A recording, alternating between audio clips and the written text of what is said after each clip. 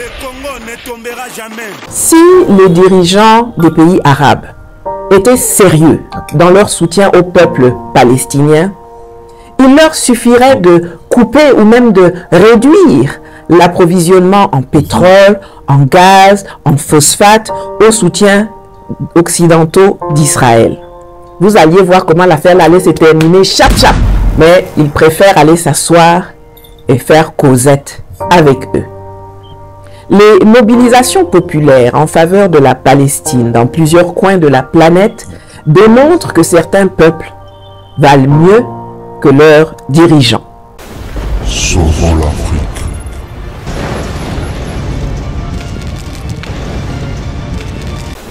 Sauvons l'Afrique. Paix et grâce chez vous, mesdames et messieurs, peuple africain. Je présente mes meilleurs vœux à tous les Kamites, à tous les combattants et combattantes.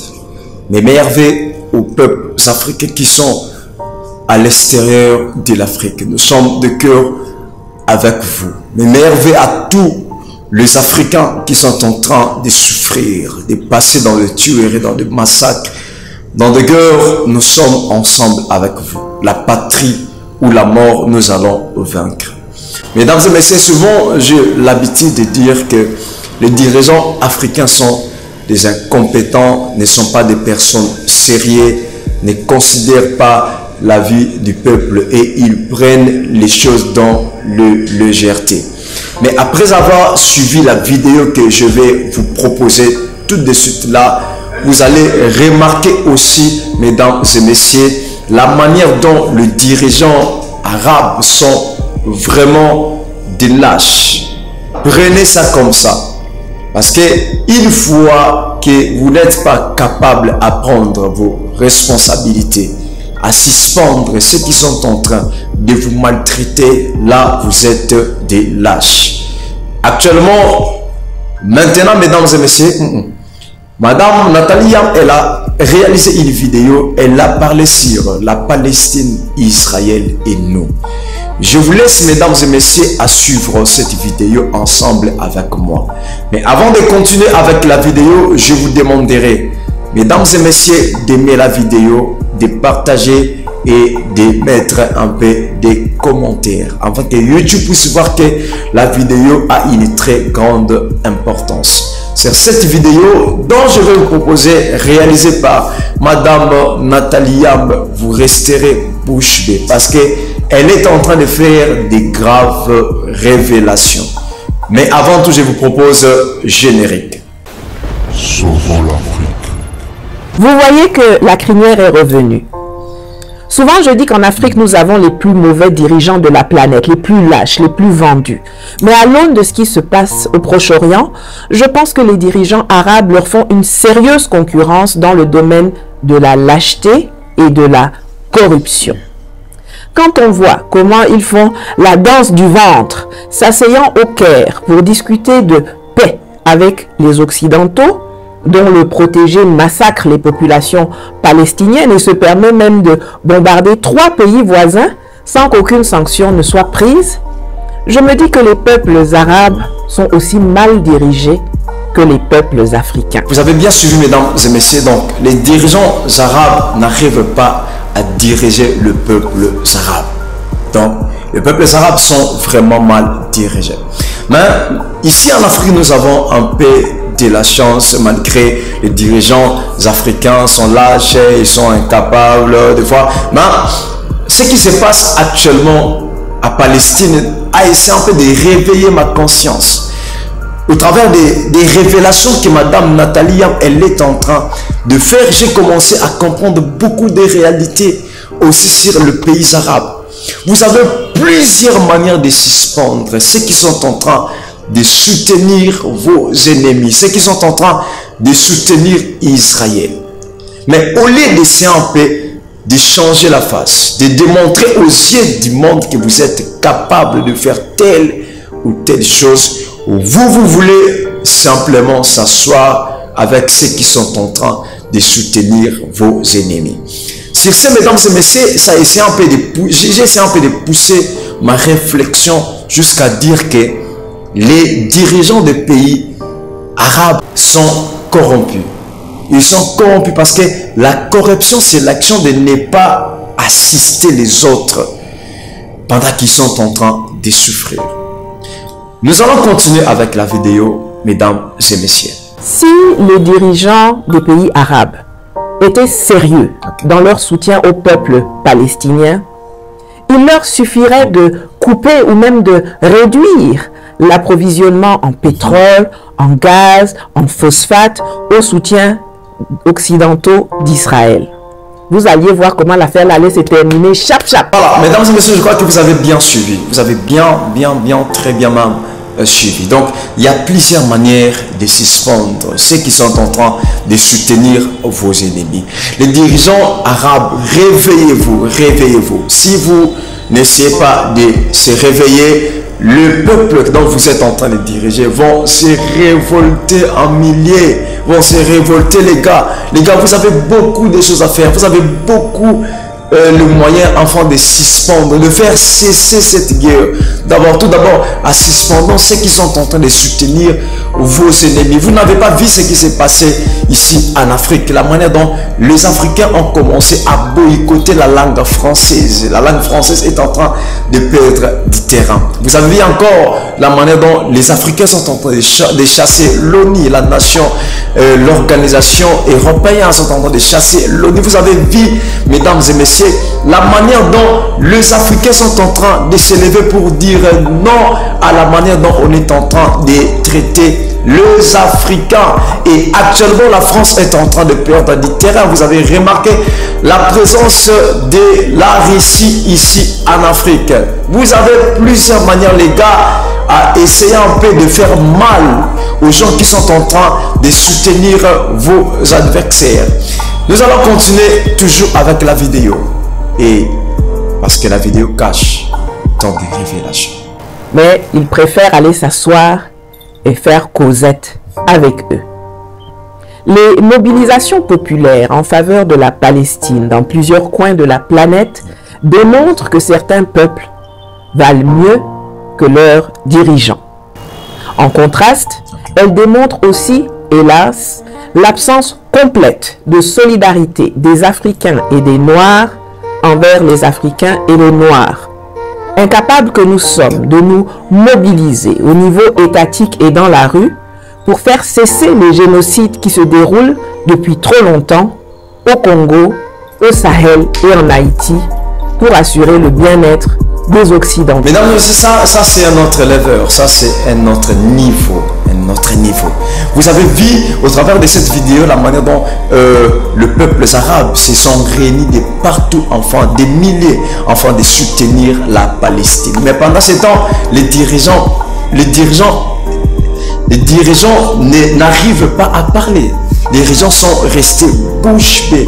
Ils ne parlaient pas. Mais le peuple s'organise.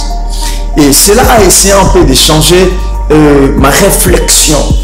Pourquoi les Africains n'arrivent pas à se réunir pour soutenir la RDC, pour soutenir l'Haïti, pour soutenir la Sahel? Pourquoi les Africains n'arrivent pas à se réunir pour soutenir le Niger, pour soutenir Mali, pour soutenir Burkina Faso? Pourquoi les Africains n'arrivent pas à se réunir? Vous voulez faire quoi? Vous ne voulez pas agir, mais vous voyez comment les autres sont en train de se réunir, enfin de soutenir la Palestine. Nous allons continuer avec la vidéo. We will never feel ashamed of our support of the Palestinian people. We will never be harassed into silence. We resolutely stand in solidarity with the Palestinian resistance against the apartheid state that is Israel. J'ai vu l'association des étudiants noirs de Harvard hurler leur soutien au peuple palestinien.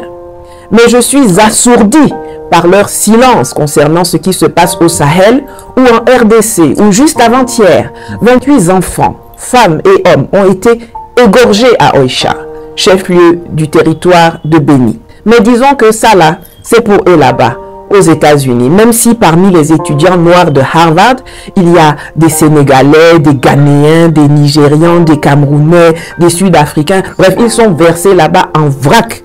Mais chut, silence.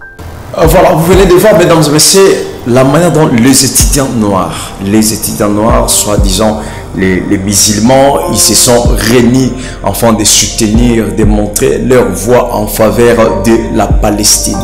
Il y a des choses qui n'est pas mauvaises. Mais essayez un peu de voir cela dans une autre phase, dans une autre manière de réflexion. Mesdames et messieurs, vous allez remarquer, ces mêmes Africains-là n'arrivent pas. Ils se retrouvent aux États-Unis, mais ils n'arrivent pas à démontrer leur soutien aux pays africains. Parce que en RDC, on est en train de maltraiter. On est en train de tuer les gens, massacrer les gens, massacrer les enfants, violer les femmes, pousser les enfants même aux rébellions. Mais je ne vois pas la manière dont les Africains sont en train de se réunir pour soutenir la RDC.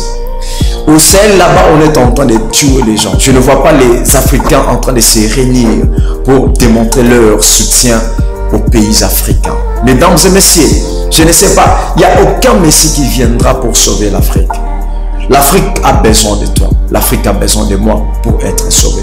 La Palestine est loin. Est-ce que vous avez remarqué au moment où la guerre était en train de chauffer, jusqu'à présent la guerre chauffe, mais pendant la guerre était en train de chauffer en Afrique, vous avez vu la Palestine en train de s'élever pour soutenir le peuple africain. Je ne sais pas si vous avez quelques connaissances sur ça. Essayez un peu de m'écrire dans les commentaires. Vous avez vu, pendant que le Sénégal, le peuple du Sénégal était en train de souffrir dans des rébellions, dans des tueries, est-ce que vous avez remarqué la Palestine en train de montrer leur voix au peuple du Sénégal? Une chose qui ne se passera jamais. L'Afrique, réveillez-vous, parce que la patrie ou la mort, nous allons vaincre. Il y a des temps où il ne faut pas faire des semblants. Il faut agir quand il faut et toucher là où il faut. Nous allons continuer avec la vidéo. J'ai aussi vu la tronche de Moussa Faki sur la photo du sommet du Caire.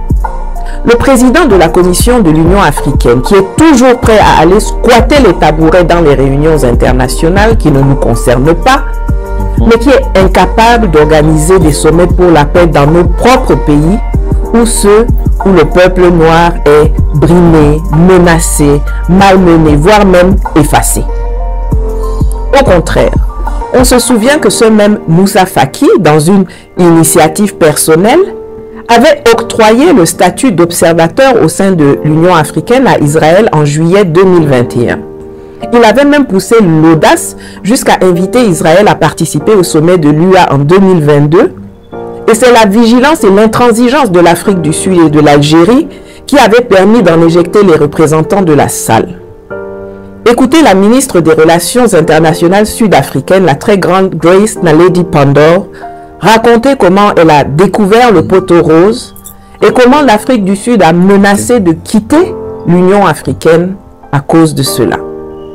When in 2021 I was sitting in a summit of the Executive Council of the African Union, and it was whispered to me that the African Union Commission chairperson had issued an invitation to Israel to become an observer at the African Union. Imagine my horror. I decided at that moment that I would raise my arm and would propose that this decision be rescinded. I walked around the room seeking supporters. Of the 54 nations, I got 3. And I include SADC in that. But I said, nevertheless, this is not going to happen. I therefore lifted my arm and said I wish to table a matter. I have learned of this, and as South Africa we object to it, and it must not be implemented. We want our leaders to discuss it. And we will never accept it as South Africa, and while we appreciate the role that the Organization of African Unity played in us achieving our freedom as South Africa, this decision of the AU Commission chairperson will make us consider whether we can be present in the African Union. I thought I would get support from many of the countries gathered in the room. But what I discovered is that countries that are oppressors, that continue to be colonial occupiers, are using financial muscle to provide granting aid to African countries and secure the depoliticized support of African countries for these oppressive nations. Among them are Israel and Morocco. C'est-à-dire que pour Moussa Faki et ses acolytes, Israël est sur un pied d'égalité avec Haïti en ce qui concerne l'Afrique. Haïti, qui demande depuis 2012 à rejoindre l'Union africaine. Haïti, l'Afrique dans les Caraïbes. Il faut quand même digérer ça. Le gouvernement haïtien a fait du rapprochement d'Haïti avec l'Afrique et de la coopération sud-sud les deux axes majeurs de sa politique extérieure.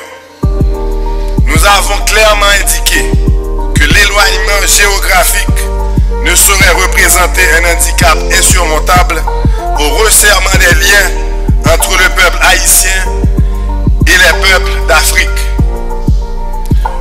Quoique situé en Amérique, Haïti a toujours clamé haut et fort son appartenance africaine. Nous sommes africains dans nos âmes. Nous sommes africains dans nos cœurs.